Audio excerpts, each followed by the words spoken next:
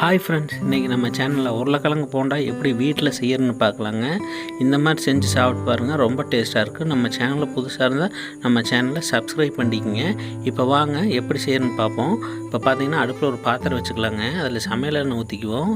பெரிய வெங்காயம் பார்த்திங்கன்னா ஒரு 2 எடுத்து சின்ன சின்னதாக கட் பண்ணி இருக்கிறேன், அதை இதில் ஆட் பண்ணிக்கலாங்க. இதை நல்லா வதக்கி விட்டுக்கலாம். பச்சை வாசம் போகிற அளவுக்கு நல்லா வதக்கி விட்டுக்கலாங்க.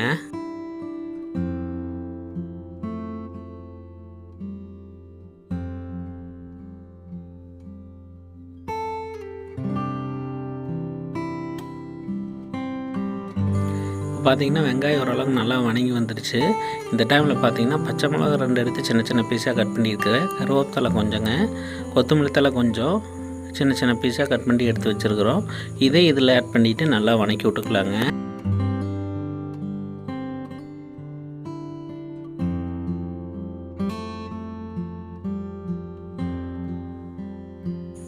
பார்த்திங்கன்னா இதெல்லாம் ஓரளவுக்கு நல்லா வதங்கி வந்துச்சு. இப்போ பார்த்திங்கன்னா ஒரு 1/2 டேபிள் ஸ்பூன் அளவுக்கு தூள் ஆட் பண்ணிக்கலாங்க.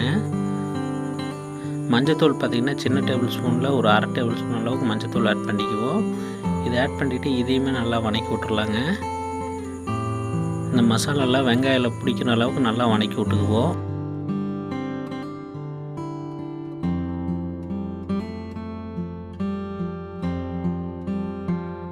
இதெல்லாம் பார்த்திங்கன்னா ஓரளவு நல்லா வதங்கி வந்துட்டுருக்குது. இந்த டைமில் பார்த்திங்கன்னா உருளைக்கிழங்கு ஒரு 3 உருளைக்கிழங்கு எடுத்து நல்லா வேக வச்சு நல்லா உடச்சி எடுத்து வச்சுருக்குறேங்க. இதை இதில் ஆட் பண்ணிக்கலாங்க. இந்த மசாலா கூட ஆட் பண்ணிக்குவோம். ஆட் பண்ணிவிட்டு இதை நல்லா வதக்கி விட்டுறலாங்க. இந்த மசாலாலாம் இந்த உருளைக்கிழங்குல பிடிக்கிற அளவுக்கு நல்லா வதக்கி விட்டுக்குவோம். உருளைக்கிழங்கு பார்த்திங்கன்னா முழுசாக இருந்ததுன்னா உடச்சி விட்டு நல்லா வதக்கி விட்டுக்குங்க. அப்படின்னா தான் நம்ம உருண்டை பிடிக்கிறதுக்கு நல்லா கரெக்டாக வருங்க. உருளைக்கிழங்கு போண்டாக்கு உருண்டை பிடிக்கிறதுக்கு கரெக்டாக வரும். அதனால் பெருசாக உருளைக்கிழங்கு இருந்ததுன்னா நல்லா உடச்சி விட்டு வதக்கி விட்டுக்கலாங்க. இப்போ பார்த்திங்கன்னா அடுப்பை ஆஃப் பண்ணிடுவோம். ஆஃப் பண்ணிவிட்டு பெருசாக இருக்கிறதெல்லாம் இந்த மாதிரி கரண்டிலேயே உடச்சி விட்டு நல்லா வதக்கி விட்டுக்கலாங்க. இந்த மசாலாலாம் இந்த உருளைக்கிழங்குல பிடிச்சா போதுங்க.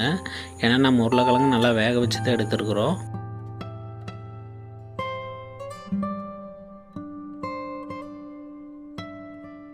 ரொம்ப கட்டியாக இருந்ததுன்னா பார்த்திங்கன்னா நம்ம உருண்டை பிடிக்கிறதுக்கு கரெக்டாக வராது.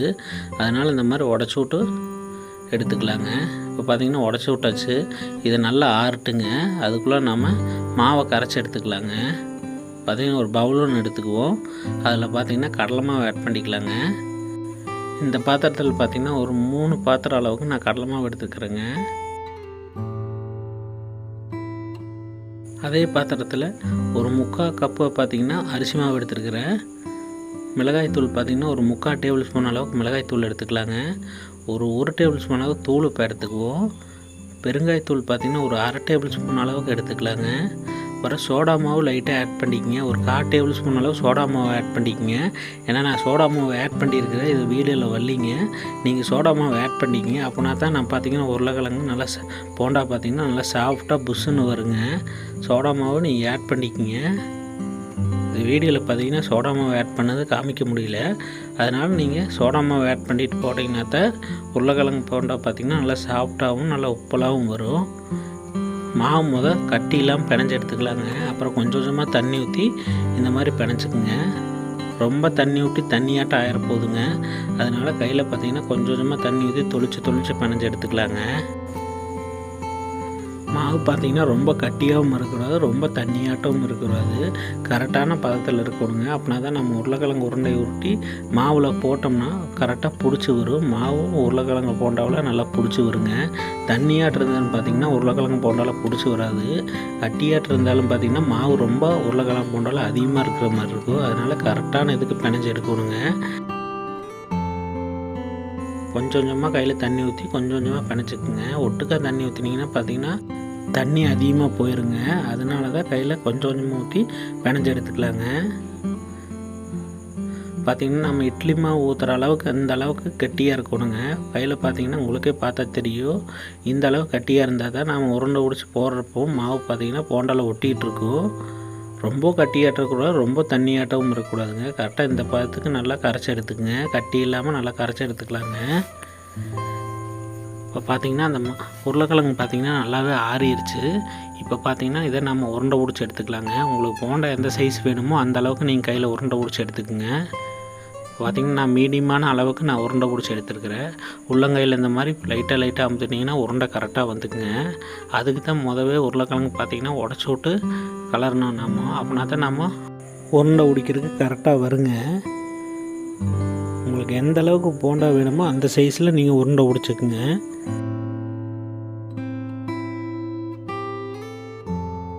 இந்த மாதிரி உள்ளங்கையில் வச்சு உருட்டினீங்கன்னா உருண்டை பார்த்திங்கன்னா கரெக்டாக வந்துக்கும்.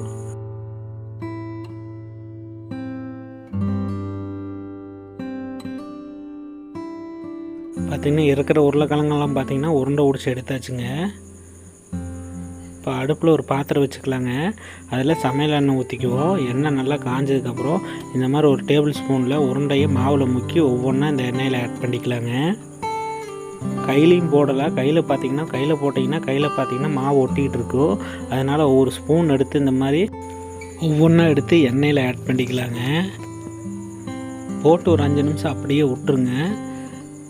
ஏன்னா உடனே நீங்கள் திருப்பி போட்டிங்கன்னா மாவெல்லாம் பார்த்திங்கன்னா எண்ணெயிலே கரைஞ்சி வந்துடும். அதனால் போட்டு ஒரு 5 நிமிஷம் அப்படியே விட்டுருங்க. ஒரு 5 நிமிஷம் நல்லா வெந்ததுக்கப்புறம் அப்புறம் எடுத்து திருப்பி போட்டுக்கலாங்க. அப்புறம் எடுத்து திருப்பி போட்டிங்கன்னா தான் 2 பக்கம் ஈவனாக வெந்து வரும். மறுபடியும் இந்த பக்கம் பார்த்திங்கன்னா ஒரு 5 நிமிஷம் நல்லா வேகட்டுங்க. ஏன்னா உருளைக்கிழங்கு பார்த்திங்கன்னா வேக வச்சு தான் எடுத்துருக்குறோம். மாவு மட்டும் வெந்தால் போதுங்க. அதனால் அந்த பக்கம் ஒரு 5 நிமிஷம் இந்த பக்கம் ஒரு 5 நிமிஷம் நல்லா வெந்தால் போதுங்க. இப்போ பார்த்திங்கன்னா போண்டா நல்லா வெந்து வந்துருச்சு. இப்போ எண்ணெயை வடித்து எடுத்துக்கலாங்க.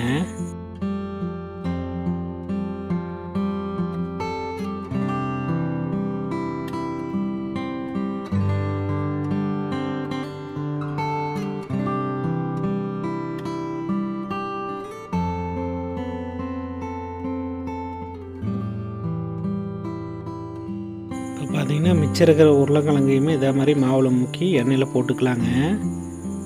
இந்த ஸ்பூனை யூஸ் பண்ணிக்கிட்டிங்கன்னா ரொம்ப உங்களுக்கு யூஸ்ஃபுல்லாக இருக்குங்க. கையில் விட இந்த ஸ்பூனில் போட்டிங்கன்னா கையிலெல்லாம் மாவு ஒட்டாது. கரெக்டாக பார்த்திங்கன்னா எண்ணெயிலையும் போட்டுக்கலாம். இல்லை கையில் போட்டிங்கன்னா எண்ணெய் ஒவ்வொருக்கா கையில் தெரிச்சிடுங்க. அதனால் ஸ்பூனில் போட்டுக்குங்க. கையில் எண்ணெய் தெரிக்காது, மாவும் கையில் ஒட்டாதுங்க. போட்டு ஒரு 5 நிமிஷம் அப்படியே விட்டுருங்க. விட்டதுக்கப்புறம் ஒரு 5 நிமிஷத்துக்கு அப்புறம் மறுபடியும் எடுத்து திருப்பி போட்டுக்கலாங்க. உடனே திருப்பினீங்கன்னா இந்த மாதிரி மாவு பார்த்திங்கன்னா எண்ணெயில் பார்த்திங்கன்னா பிரிஞ்சு வந்துடும். உருளைக்கிழங்கு போண்டாலாம் ஒட்டிகிட்டு இருக்காதுங்க. ஒரு 5 நிமிஷம் கழித்து திருப்பி போட்டிங்கன்னா தான் மாவு பார்த்திங்கன்னா உருளைக்கிழங்கு போண்டாலாம் ஒட்டிகிட்டு வரும்.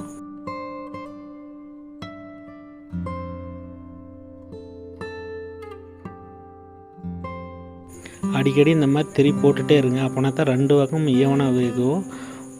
ஒரு டைம் மட்டும் திருப்பி போட்டு அப்படியே விட்டுட்டிங்கன்னா பார்த்திங்கன்னா ஒரு பக்கம் வேகும், ஒரு பக்கம் வேகாமல் இருக்கும். ஒரு பக்கம் பார்த்திங்கன்னா மாவாட்டு இருக்குங்க. அதனால் 2 பக்கம் வேகணும்னா அடிக்கடி இந்த மாதிரி திருப்பி போட்டுகிட்டே இருக்கணும்.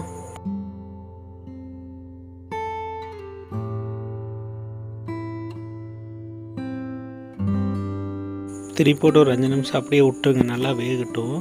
பார்த்திங்கன்னா ஒரு 5 நிமிஷம் ஆயிடுச்சு. நல்லாவே வெந்துருச்சு பாருங்கள். இப்போ எண்ணெயை வடித்து எடுத்துக்கலாங்க.